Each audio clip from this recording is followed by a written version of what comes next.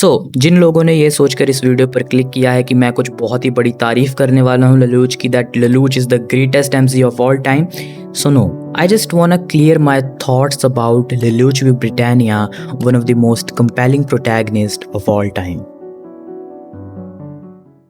जब मैं code Geass देख रहा था तो मैंने वो सिर्फ ललूच के लिए देखा, कज पूरे शो में वही एक कैरेक्टर था जो मुझे पसंद आया। कज कोड गियास की पूरी स्टोरी ललूच पर डिपेंड करती है एंड मेरे ख्याल से इसमें कुछ गलत नहीं है, इट्स वेरी गुड। इवन कुछ कैरेक्टर्स हैं जो स्टोरी में एक अच्छी प्लेस होल्ड करते हैं, like Suzaku and CC, but aside from them I think Lelouch is the only person carrying this whole show on his shoulders and again that's nothing wrong. At the beginning of the series Lelouch के दो goals हमें देखने को मिलते हैं। First is to destroy the Britannian Empire and second is to create a gentle world for his sister Nanali। Lelouch Britannian empire से इसलिए इतनी हेट करता है क्योंकि उसकी माँ के मारे जाने और नानली के अपनी आईसाइट और चलने फिरने की एबिलिटी खो देने के बाद वो एक्सपेक्ट कर रहा था कि उसके फादर जो कि एम्परर ऑफ ब्रिटानिया हैं वो कुछ करेंगे, उनका साथ देंगे, उन्हें प्रोटेक्ट करेंगे, but he didn't care at all. That's the reason why Lelouch hates his father. Even बचपन में जब वो अपने फादर से जाकर एक सवाल पूछता है that why his mother wasn't protected, why Nanali isn't being cared for, but यहाँ पर ललूच की नज़रों में एम्परर को कोई परवाह नहीं थी एंड ललूच के इसी एक्ट की वजह से उसे और उसकी बहन को रॉयल्टी से हटाकर जापान में एज अ पॉलिटिकल हॉस्टेज भेज दिया गया एंड वहाँ उसकी दोस्ती होती है सुजाकू से।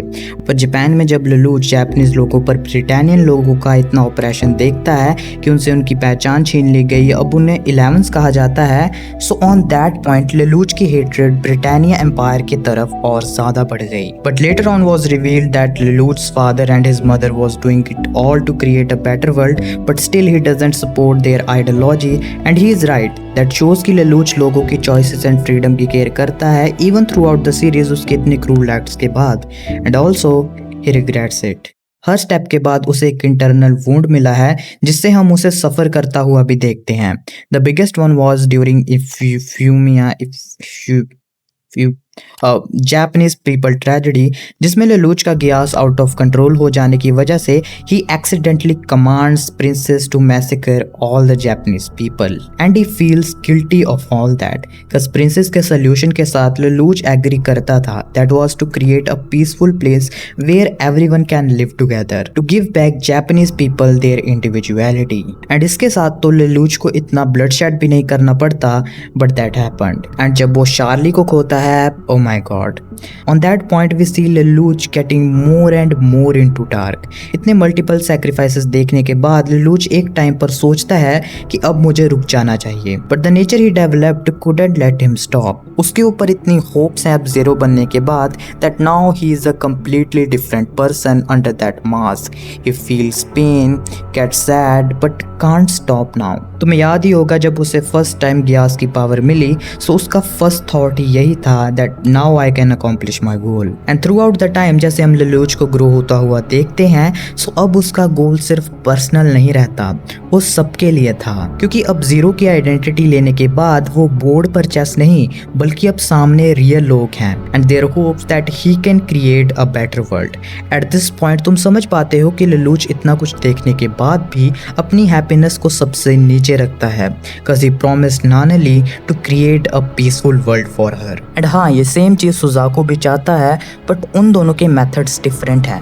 You can say both are parallels to each other. जहाँ सुजाकू सिस्टम के अंदर घुसकर चेंज लाना चाहता है, वहीं ललूच सिस्टम को तोड़कर चेंज लाना चाहता है, क्योंकि वो हमेशा एक जैसा नहीं रहता, बट उसकी ideology and perspective constantly change या कह लो इवॉल्व होते रहते हैं। बहुत से लोग उसे सिर्फ उसके cool gestures and goal accomplishment की वजह से ही जज कर लेते हैं, बट आई थिंक उसकी राइटिंग इससे बहुत ज़्यादा है। It's not his genius abilities which make him great, not even his decision, but the way his philosophy is structured that makes his writing great। Cause again starting में ललूच ऐसा नहीं था जैसा हमें एंड में देखने को मिला, एंड मैं जो कह रहा हूँ उसका मतलब है उसका पर्सपेक्टिव। एंड मैंने बहुत से लोग देखे हैं जो एरन और लाइट की राइटिंग को ललूच की राइटिंग से कंपेयर करते हैं, but that's different, they are not in the same criteria. मैं तुम्हें इसलिए बता रहा हूँ ताकि तुम्हें कुछ आइडिया हो जाए कि ललूच कितना डिफरेंट है बाकी प्रोटैगनिस्ट से। His ideology changes but not his idea of moving the king first. जैसे हम ललूच को फर्स्ट एपिसोड में चेस खेलते हुए देख जीतते हैं एंड वो अपना पहला मूवी किंग से चालू करता है, जो कि चेस के रूल्स के बिल्कुल खिलाफ है। पर ध्यान दो, एंड में भी वो वही करता है। एम्परर बनने के बाद जब वही सिस्टम बन गया, जब उसके ऊपर सारे लोगों की हेट आ चुकी थी, तब लेलूच ने सुजाकू को जीरो का रोल दिया ताकि वो उसे मारकर पूरे वर्ल्ड को यूनाइट कर सके। He moved himself the king and Suzaku destroyed the system. If sacrificing myself or even committing morally wrong acts can create a better future for others, then that sacrifice is worth making. ये थी लेलूच की philosophy. And में जब नानाली उसका हाथ पकड़ती है तो उसे भी समझ आता है that his brother destroyed the world to create a new one.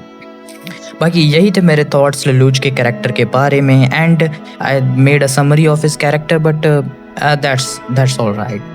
So, see you later.